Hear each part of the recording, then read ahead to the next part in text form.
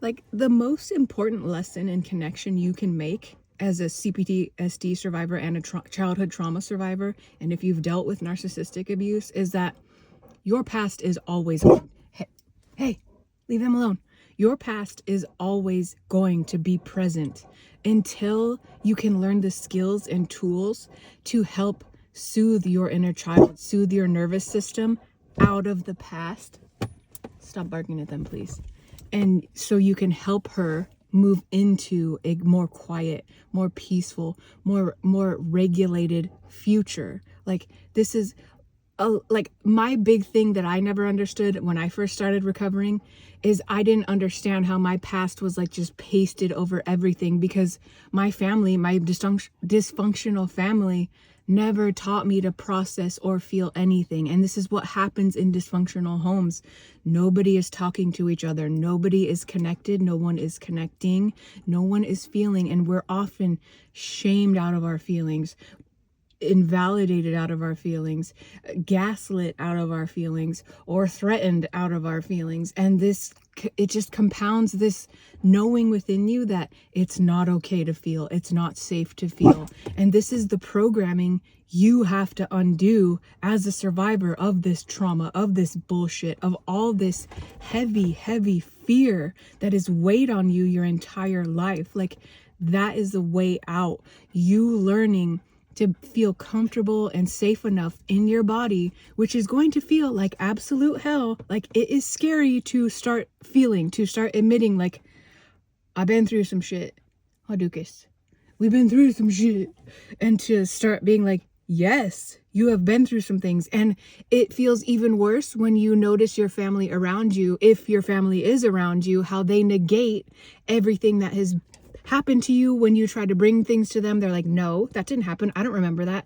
I did the best I could. Fuck you. Like, our parents in dysfunctional families, they're not safe. They're not, like, you need to learn to stop bringing your pain to them. And in the same way that you need to learn to stop bringing your pain to the abusive, neglectful partners and friends you now choose. Like, a lot of this healing work is very internal. It's you versus you relearning all this crap you learned that has been normalized. The don't think, don't feel, don't oppose the family system. Like, you have to start opposing the family system. And for a lot of us, this leads us to going no contact with our families because we want to get better and they do not. And this is the harsh truth, the sad truth. A lot of you will have to realize, like, your family cannot come with you. The people you've been friends with cannot come with you if they are not willing to, like, be doing the same things you're doing. And this is what I've experienced. Like, when we're grown and marinated in trauma, the people we attract are also people living in the same ways our family was. Like, they don't have interest in healing. They don't want to be honest. They don't want to talk feelings. It's very surface level. It's like, and then you start expanding and you're like, dude, I'm not doing this anymore. And it's okay. Like, nobody told me, like, it's okay and it's normal to outgrow the toxicity you've been, like, grown up in. Like, and you have to get comfortable with that. Not, like, it's very, very true. Not everyone can come with you on this healing journey. And it's gonna feel like you're being abandoned all over again. But in truth, you're not being abandoned, because you are gaining your entire life back. You're gaining this connection to you. You're gaining that healing, that knowing that I'm going to be here for me. Even if no one is around me, I'm healing. I'm choosing me. And this is what I need. Like, you have to know that, like, when you start waking up, you're 26, 36, younger, I don't care, wherever that you are on the spectrum of awakening, like, look up to your life that far. Like, I was looking back on 30 years of everyone around me, nobody changing, nobody healing, nobody getting better. I had to make the choice to do it, and I did it alone. And it's what you gotta do. If you want to get better, you have to keep rising. You can't let the people around you, like, drag you down, and that's what they do. So again, it's when it feels like you're being abandoned, like, no. And, like, look at your past, look at how they've never helped you. They're not considering you. Like, you need to get into a space where you become the person that does not abandon you. You are the person that considers your wants, needs, feelings. And this is like the journey, awakening to like, I could have needs. My needs could be met. Like, what are you on? Like, what? Like, you have to like relearn everything when you come from trauma and dysfunction and you have CPTSD. And like, what keeps these things going is if you keep neglecting yourself, abandoning yourself, not paying attention to how you feel, not reading, like everything you feel is in response to the triggers and unfelt things like that you have not dealt with. And when you start doing this, like meeting everything, like, why do I react this way? Why do I hide? Why do I like cringe away? Like, what happened to me to make that happen? Like, who yelled at me? Who hit me? Who hurt me? Like, and you start making all these connections. Like, okay, my dad wasn't safe. Okay, I couldn't bring anything to my mom. My mom wasn't safe. So I learned to like just be the little kid that hides and doesn't speak up. I took on the appearance of being extremely shy. And like, you unravel this when you start asking why do I do these things? Why am I not safe? What in my environment showed me this? And then you have to be questioning, do I want to keep living in this way? Is this what I want for my life? And you have to get in touch with that. What do I want for my life? Do I want to just be in survival and like misery and like triggered by everything, triggered by life, like scared to move, scared to breathe, scared to do anything?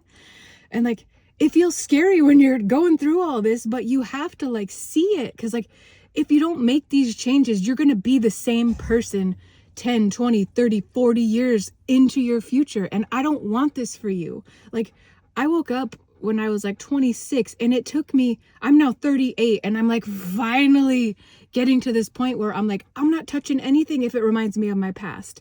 And this is what happens to you the more you start facing and getting honest and building that safety within you to where you know, and you teach your body like, I can face anything. I can feel anything. I have survived the worst crap. And like, that helps you learn and know and understand, like, I can survive anything. I can do it on my own. I've been doing it on my own and I'm going to do it on my own. And I'm going to love and celebrate and be there for me and encourage myself up on this journey.